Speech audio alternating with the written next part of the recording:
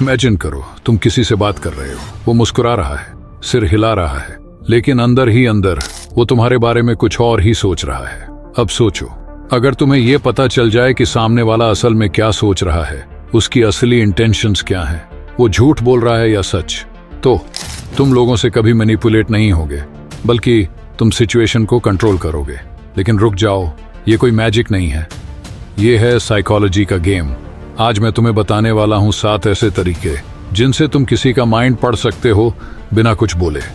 और यकीन मानो, इनमें से कुछ टेक्निक्स तुम्हें अनकंफर्टेबल भी कर सकती हैं, क्योंकि तुम रियलाइज करोगे कि लोग तुम्हारे साथ क्या क्या करते हैं। लेकिन पहले तो एक सवाल, क्या तुम्हें लगता है कि तुम लोगों को अच्छे से समझ लेते हो? अगर हाँ, तो ये वीडियो तुम्हारी सोच को तोड़ देगा। पॉइंट नंबर 1, बॉडी लैंग्वेज झूठ नहीं बोलती। लोग क्या कहते हैं ये इंपॉर्टेंट नहीं है, लोग कैसे बिहेव करते हैं वो असली ट्रुथ है।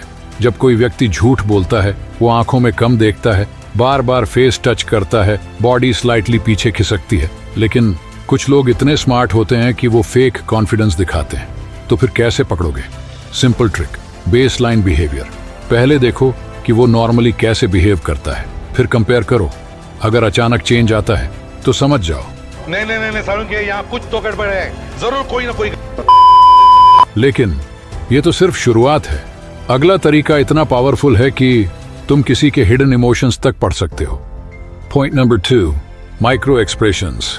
ये वो इमोशंस हैं जो सिर्फ 0.5 सेकंड के लिए फेस पर आते हैं और फिर गायब हो जाते हैं। जैसे फेक स्माइल में आंखें शामिल नहीं होती, फियर में आईब्रोज अचानक उठते हैं, डिस्ट्रस्ट में लिप्स सिकुड़ते हैं।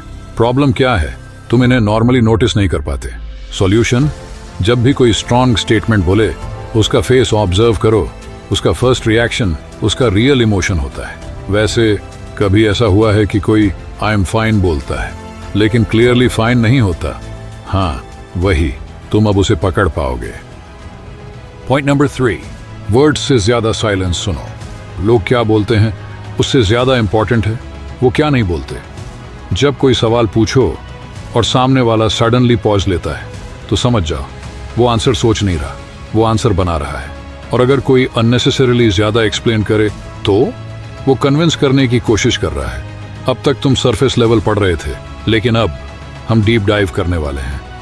Point 4, emotional leakage. लोग इमोशंस छुपाने की कोशिश करते हैं, लेकिन इमोशंस लीक हो जाते हैं। कैसे? Voice tone change, sudden aggression, forced calmness. अगर कोई सडनली डिफेंसिव हो जाए तो समझ जाओ तुमने सेंसिटिव पॉइंट हिट किया है। लेकिन अब जो तरीका आने वाला है वो सबसे डेंजरस है, क्योंकि इससे तुम किसी के थॉट्स प्रिडिक्ट कर सकते हो। Point 5, pattern recognition. हर इंसान एक पैटर्न फॉलो करता है, कैसे रिएक्ट करता है, कैसे बात करता है, किन चीजों पर ट्रिगर होता है। अगर तुम ये पैटर्न समझ गए तो तुम प्रिडिक्ट कर सकते हो कि वो नेक्स्ट क्या करेगा। मान लो कोई हर बार क्रिटिसाइज होने पर एंग्री हो जाता है, तो अगली बार तुम्हें पता है कि वो कैसे रिएक्ट करेगा। Boom, mind read. Point 6, reverse psychology. अब ये अल्टीमेट ट्रिक है। लोगों को वो मत बताओ जो तुम चाहते हो, उन्हें उसका ऑपोजिट सजेस्ट करो और फिर देखो वो खुद वही करेगा जो तुम चाहते हो। क्यों? Human ego. लोग कंट्रोल पसंद नहीं करते। वैसे कभी नोटिस किया है, जब कोई कहता है मत करो, तो करने का मन और करता है। अब सच सुनो, माइंड रीडिंग कोई सुपर पावर नहीं है, ये है ऑब्जर्वेशन, पेशेंस, अवेयरनेस और सबसे बड़ी बात, कंट्रोल अपने इमोशंस पर।